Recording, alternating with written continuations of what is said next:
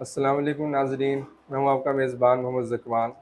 अगर आप मेरे क्लास फ़ेलोज़, सीनियर्स या जूनियर्स में से हैं और बहावलपुर से आपका ताल्लुक़ है और पाकिस्तान के किसी भी इदारे में पढ़ रहे हैं या पढ़ चुके हैं, तो आप एक नाम से मुकम्मल आशना होंगे और वो हैं सर मुदस्सिर जमील साहब। सर का तकरीबन एफएससी और इंट्री टेस्ट पढ़ाने का 18 साल का तजर्बा है। मैं ख़ुद भी एफएससी में सर से पढ़ा हूँ और इंट्री टेस्ट में भी सर के पास मैं पढ़ा हूँ। केमिस्ट्री सर पढ़ाते हैं और इसके अलावा सर कैरियर काउंसलिंग के हवाले से बहुत अच्छा गाइड हमें भी करते रहे हैं और अब भी कर रहे हैं।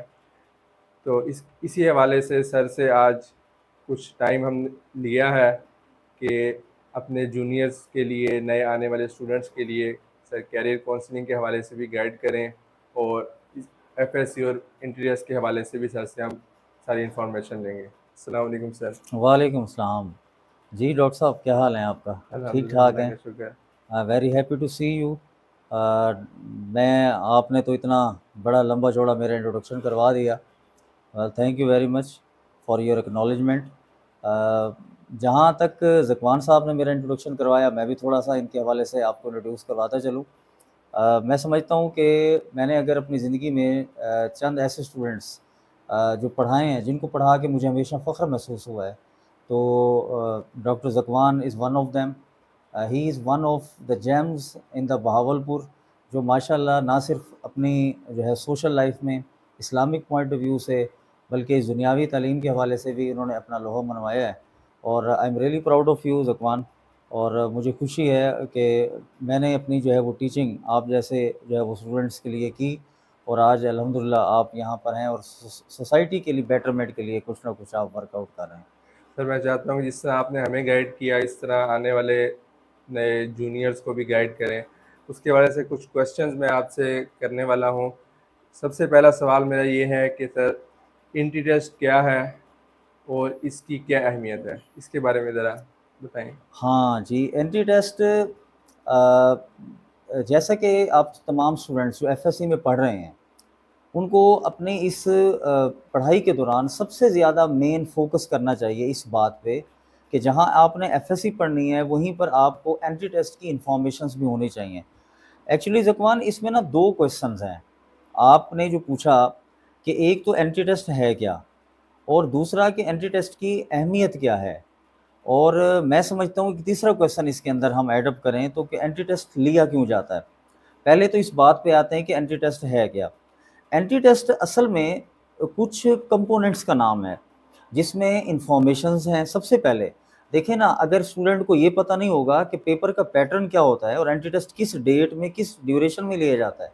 जैसे कि मैं अगर आपको बताना चाहूँ तो ई कैट जो होता है, ये before the FSc exam conduct हुआ था। और अगर तो स्टूडेंट्स को इस बारे में प्रिपेयर्ड नहीं है, तो ज़ाहिर है उनको बहुत मुश्किल होगी। और entry test is the basically mixture of certain components, जिसमें इंफॉर्मेशन आ जाती हैं।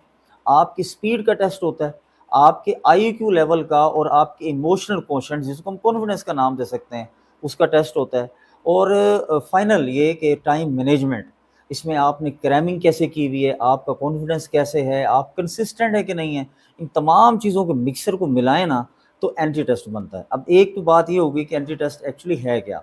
अब हम आते हैं इस बात पे कि एंट्री टेस्ट लिया क्यों जाता है। जितने भी प्रोफेशनल इंस्टीट्यूट्स हैं, वो चाहे एमडी कैट हो, चाहे ई कैट हो, चाहे नस्ट एंट्रेंस टेस्ट एनईटी हो, चाहे एनटीएस हो, चाहे हमारी बहावलपुर की यूनिवर्सिटी क्यों नहीं है, ये एंट्री टेस्ट के थ्रू ही एडमिशन लेते हैं। मैं आपको एक सरप्राइजिंग बात बताऊं कि अगर हम एनईटी, वो तमाम स्टूडेंट्स जो इंजीनियरिंग के हैं, उनको पता होना चाहिए कि अगर नस्ट है तो नस्ट साल में 4 एंट्री टेस्ट कंडक्ट करवा चुका है लास्ट ईयर। और इनकी आप हैरान होंगे, जो परसेंटेज है एंट्री टेस्ट की, वो 75% है। मतलब 75% सिर्फ एंट्री टेस्ट सिर्फ एंट्री टेस्ट का 75%। बाकी बाकी 25%। 25% जनाब, 15% उसमें से एफएससी है और 10% मैट्रिक कर दें। मैट्रिक बच्चा कर चुका ऑलरेडी। अब 15% के ऊपर जंग चलती है। 15% में से 7.5% फर्स्ट ईयर में अटेन हो चुका। अब रह क्या गया? सिर्फ 7.5%। लेकिन 7.5 को कंपेयर करें 75 के साथ, तो किसकी परसेंटेज ज़्यादा होगी? वेटेज ज़्यादा। और मैं आपको हैरानगी की बात बताऊं कि जो आपका जो एक इदारा है, इसका नाम आगा खान यूनिवर्सिटी जो है, आगा खान यूनिवर्सिटी 100% एंटी टेस्ट की बेस पे एडमिशन देता है। उनके लिए कंडीशन सिर्फ ये है कि 70% आपके एफएससी और मैट्रिक में होने चाहिए, बाकी उसने एंटी टेस्ट की बेस पे आपका एडमिशन कर देना। तो अच्छा। कितना ज़बरदस्त जो है वो चांस है स्टूडेंट्स के लिए कि वो पाकिस्तान में रह के, अगर अच्छे ब्रिलियंट पढ़ने वाले स्टूडेंट्स हैं, आप ज़ाहिर है डॉक्टर हैं, आप इन चीज़ों को अंडरस्टैंड करते हैं कि आगा खां की इस टाइम क्या वर्थ है। जी सर। और आगा खां जाना एक ड्रीम होता है हर स्टूडेंट के लिए, और आगा खां के अंदर एडमिशन एंटी टेस्ट की बेस पे हो रहा है। तो एंटी टेस्ट असल में प्रोफेशनल इंस्टीट्यूट में जाने के लिए एक क्राइटेरिया सेलेक्ट कर दिया गया है, वो आपके एफएससी और मैट्रिक की परसेंटेज के साथ मिला के आपका मेरिट बनाता है, और इसी की बेस पे आपका एडमिशन होता है। जी। अब एंटी टेस्ट की इंपॉर्टेंस भी इसी में मैं आपको एक्सप्लेन कर गया कि एंटी टेस्ट की इंपॉर्टेंस है क्यों, क्यों हम एंटी टेस्ट के ऊपर ज़्यादा फोकस करना चाहते हैं। तो इस चीज़ के हवाले से मैंने आपको इसका आंसर कर दिया। ठीक है सर, बहुत बहुत अच्छा आपने इसको एक्सप्लेन किया। Thank you. सर, एक एफएससी का स्टूडेंट है या जी मैट्रिक से जब एफएससी में आ रहा है, जी वो अपना कैरियर चूज़ कर रहा होता है कि मैंने किस तरफ जाना है, लेकिन अवेयरनेस नहीं होती। तो ये किस तरह पता चलेगा एक बच्चे को कि मेरे लिए कौन सा कैरियर बेहतर है? अच्छा, मैं ना आपको ऑनेस्टली बताऊं तो मैं अपने 18 साल का ना एक निचोड़ आपके सामने ना मैं पेश कर रहा हूँ। ये आप ना अपने ऊपर भी इम्प्लीमेंट करें, और तमाम स्टूडेंट्स जो मुझे सुन रहे हैं, ये जब अपना करियर चॉइस करने लगे तो इन चीज़ों को ज़रूर इम्प्लीमेंट कीजिएगा। कुछ स्टेप्स हैं, आपने भी जब एमबीबीएस चॉइस किया होगा तो आपने भी इन स्टेप से गुजरे होंगे। जी सर। सबसे पहला स्टेप है आपका पैशन, आपका इंटरेस्ट क्या है। जी सर। देखिए, एक होता है इंटरेस्ट, एक होता है पैशन। इंटरेस्ट है कि आपको ठीक है वो एक हद तक पसंद है, एक है आप पैशनेट हो जाते हैं अपने इंटरेस्ट के लिए, दिन रात आप पढ़े हैं, ये आपका पैशन था। जी सर। तो अगर पहली बात ये है कि आप देखें कि इंटरेस्टिंग फील्ड्स कौन कौन सी लगती हैं, आप उनको शॉर्ट लिस्ट करें। ठीक है। फिर आप देखें कि आप पैशनेट किसके लिए हैं, कि जिसके लिए आप दिन रात एक कर सकते हैं।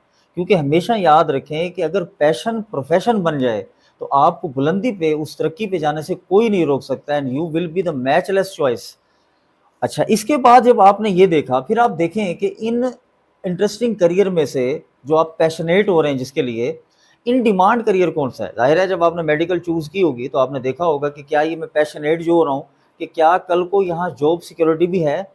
ज़रूर ज़रूर ये चीज़ आपने देखी जी सर, होगी। बिल्कुल ऐसा ही है। तो आपने देखा होगा कि अगर तो इन डिमांड है मेडिकल करियर, जो कि आज के दौर में जब आप लोग थे तो उसमें टॉप क्लास होगा, लेकिन मैं देख रहा हूँ आने वाले 2029 तक शायद ही मेडिकल 5वें 6ठे नंबर पे चला जाए। जी सर, ऐसे ही है। ठीक है, अभी भी आप इसको कह सकते हैं कि 5 हाँ, 6 तो नंबर। ये 5वें 6ठे नंबर पे जा सकता है आने जी। वाले टाइम में। तो ये इन डिमांड करियर्स होते हैं। एक दौर था जब कॉमर्स बहुत हाई फील्ड पे था, जी हाई सर। बहुत ज़्यादा डिमांड थी उसकी, लेकिन एक टाइम ऐसा भी आया कि इंजीनियरिंग चला गया, जी। फिर इंजीनियरिंग को रिप्लेस किया तो मेडिकल आ गया, जी। मेडिकल को जो है वो आईटी डिपार्टमेंट ने रिप्लेस कर दिया। ऐसे तो ही ये है। इन डिमांड करियर्स हैं, बच्चों को इसका पता होना चाहिए। फिर इन डिमांड करियर से भी अगर आपका मैच कर जाता है तो फिर आपको चॉइस कर लेनी चाहिए। लेकिन एक फाइनल बात, जकवान, ये तमाम बच्चे आपके तवज्जो से सुन रहे हैं, याद रखें ये करियर आपका है, लाइफ आपकी है, चॉइस आपने करनी है। स्टेप्स मैंने आपको बताए, सिर्फ दिखाने पे, या आपके कज़न्स ने, आपके बड़ों ने, बहन भाइयों ने किया, या आपके फादर ये चाहते हैं, आप करना चाहते हैं, ज़रूर आपकी अपनी चॉइस है। लेकिन याद रखें ये आपका टर्निंग पॉइंट है लाइफ का, क्योंकि इसके बाद जो आप करियर चॉइस करेंगे ये आपका फ्यूचर डिसाइड करेगी।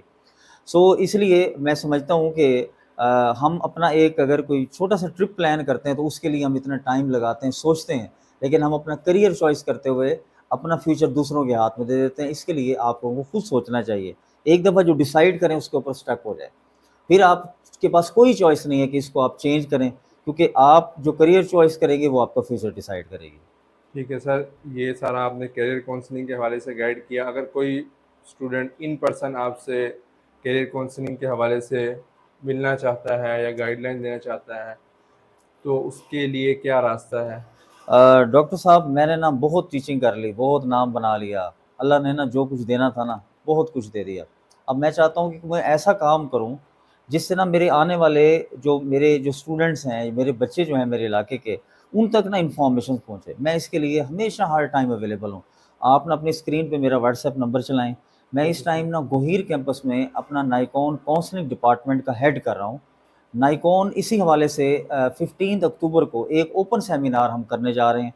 मैं तमाम स्टूडेंट्स को इनवाइट भी करता हूँ आपके प्लेटफॉर्म से कि वो 15 अक्टूबर को हम 10-12 एक सेमिनार कंडक्ट करवाने जा रहे हैं, वो ज़रूर ज्वाइन करें। वो इंशाल्लाह आपको बहुत बेनिफिट होगा, आपका अपने करियर चॉइस के हवाले से भी बहुत ज़्यादा बेनिफिट होगा। आपके पेरेंट्स आना चाहते हैं, मोस्ट वेलकम। तो मैं आपको इंशाल्लाह बहुत बेहतरीन एक बड़ी ब्रीफ सी जो है वो गाइडलाइन प्रोवाइड करूँगा, और इसके अलावा मैं आपको इंशाल्लाह एक पेज भी एक ऐसा प्रोवाइड करूँगा जिसके ऊपर आप तमाम करियर्स को सिंगल पेज के ऊपर आप स्टडी कर सकते हैं, और आप अपना करियर को चॉइस करने में आपको बहुत आसानी होगी। तो इस हवाले से मैं अवेलेबल होता हूँ जी। नाइकॉन अकेडमी है, और उसमें गोहीर कैंपस जो है हमारा है, ये मेन गोहीर टाउन में अल्लामा इकबाल कॉलेज है। इसमें हम पार्ट टाइम इवनिंग में 3 से 9 ओ क्लॉक तक अवेलेबल होते हैं। तो आप किसी भी टाइम ऑफिस में विज़िट करना चाहें तो आप जहाँ पर भी आप जब आप हमारे ऑफिस में आएंगे तो इंशाल्लाह मैं आपसे ज़रूर मुलाकात करूँगा, और आपको लो भरपूर जो है वो गाइडलाइन प्रोवाइड कर सकता हूँ। ये सर की बहुत बहुत मेहरबानी है कि सर इतनी बिजी रूटीन में से अपना टाइम आपको देने के लिए तैयार हैं। Thank sir you. एक आखिरी सवाल मेरा आपसे ये जी है कि ज़रूर जी। एफएससी और एंट्री टेस्ट में क्या फ़र्क है? ज़कवान, मुझे तो लगता है कि मुझसे ज़्यादा रिसर्च ना आज लगता है आप खुद करके आए हैं। आप तो ऐसे-ऐसे क्वेश्चन पूछ रहे हैं जो वाक़ई रिक्वायरमेंट होती है, और मैं हमेशा बोलता आता हूँ क्वेश्चन बच्चों को कि भई ये नीड ऑफ द आवर है और हर बच्चे को पता होनी चाहिए। ख़ैर, आपने एक बड़ा ज़बरदस्त क्वेश्चन पूछा। तो बच्चों, मैं आप लोगों को बताना चाहता हूँ कि एफएससी और एंट्री टेस्ट में सबसे बेसिक डिफ़रेंस होता है पेपर टाइप का। एफएससी में ना एमसीक्यूज़ आपने पढ़े थे, शॉर्ट क्वेश्चंस थे, लॉन्ग क्वेश्चंस थे, लेकिन एमसीक्यूज़ सिर्फ़ और सिर्फ़ एंट्री टेस्ट में होते हैं। एंट्री टेस्ट में आप एमसीक्यूज़ जो है वो आप एनालिटिकल बेस्ड पढ़ते हैं, आप नॉलेज बेस्ड पढ़ते हैं, और आप उसमें प्रॉब्लम सॉल्विंग बेस्ड, हम जिसको एप्लीकेशन बेस्ड कह सकते हैं, वो 3 तरह के एमसीक्यूज़ करते हैं। एफएससी में ना टाइम आपको 2 साल का मिलता है, जबकि एंट्री टेस्ट में आपको 2 मंथ्स में सारी गेम क्लियर करनी होती है। ऐसे ही। तो जहाँ स्पीड का टेस्ट है, वहाँ आपके आईक्यू और ईक्यू का भी बड़ा ज़बरदस्त जो है कॉम्बिनेशन टेस्ट होता है। यहाँ आप एक दिन में एक पेपर देते हैं, और एंट्री टेस्ट में अगर आपको मेडिकल देने पड़ जाएँ, तो आपको 4 सब्जेक्ट पढ़ने होते हैं, फर्स्ट ईयर के 4 सेकंड ईयर के। आपको याद होगा आप जी, लोग जी। कैसे पढ़ा करते थे। ऐसे ही है। और मैं और समझता हूँ उस कि वक़्त तो हमारी नेगेटिव मार्किंग भी होती थी। हाँ, तो अब तो ख़ैर ये भी सिचुएशन नहीं है, अब तो 200 एमसीक्यूज़ हैं और कोई नेगेटिव मार्किंग नहीं है। ये बड़ा ज़बरदस्त जो है वो समझ लें कि एक बच्चों के पास ऑप्शन है। तो दूसरा ये कि एक बोर्ड आपको चॉइस करना पड़ता है एंट्री टेस्ट में ना, ये इस एफएससी में सिंगल बोर्ड है। आप बहावलपुर बोर्ड में हैं, लाहौर बोर्ड में, साहिवाल 9 बोर्ड्स हैं टोटल पंजाब में, तो किसी एक बोर्ड से आप एग्ज़ाम दे सकते हैं। लेकिन जब आप एंट्री टेस्ट की बात करें, चाहे वो नस्ट की ही बात करें, तो पूरे पाकिस्तान से वहाँ इकट्ठे होते हैं। प्यास में, फास्ट में, जीकी में, यहाँ पूरे पाकिस्तान से बच्चा इकट्ठा होता है, और ये 9 ये समझ लें डिफरेंट बोर्ड्स में से जो है वो पढ़ के आया हुआ होता है। तो आपको तकरीबन हर बोर्ड की इन्फॉर्मेशन जो है वो रिक्वायर्ड होते हैं। तो इसलिए बोर्ड का बड़ा रोल होता है इसमें कि आप सिंगल बोर्ड से एग्ज़ाम देते हैं, आपको जबकि जो मुख्तलिफ आपको एंट्री टेस्ट देना पड़ता है, आपको डिफरेंट बोर्ड्स के हवाले से इन्फॉर्मेशन रखनी पड़ती हैं। ठीक तो है। ये चंद डिफरेंसेस हैं। और ये इन्फॉर्मेशन कोई स्टूडेंट खुद कलेक्ट नहीं कर सकता, उसके लिए उसके उसे किसी अच्छे इदारे की या अच्छे टीचर्स की ज़रूरत है। जी, बिल्कुल, मैं जी इसमें ऐड अप करना चाहूँगा कि एफएससी में आपके पास 2 साल होते हैं। अगर आपके पास टीचर अच्छा नहीं भी अवेलेबल, तो आप पास पेपर करें और बहुत अच्छे नंबर ले सकते हैं। FSc is a very raw game. यहाँ पर टीचर का बहुत अच्छा होना लाज़मी है, और इसके लिए एक एंट्री टेस्ट का प्लेटफ़ॉर्म हम भी स्टार्ट करने जा रहे हैं। संडे सेशन हमारे जो है वो इंशाल्लाह ये स्टार्ट होंगे, और हम पैरेलल प्रेप पढ़ाएँगे। इसमें हम एफएससी को स्ट्रेंथन करने के लिए एंट्री टेस्ट बेस्ड टीचिंग करेंगे। ठीक है सर, आपका बहुत बहुत शुक्रिया, आपने बहुत इतनी शुक्रिया सारी जी। वैल्यूएबल इंफॉर्मेशन दी। थैंक यू जी, तो थैंक यू। इंशाल्लाह नेक्स्ट भी आपके साथ सेशन रखेंगे। तो अगर इंशाल्लाह आपका जी। कोई क्वेश्चन है तो नीचे कमेंट सेक्शन में पूछ सकते हैं।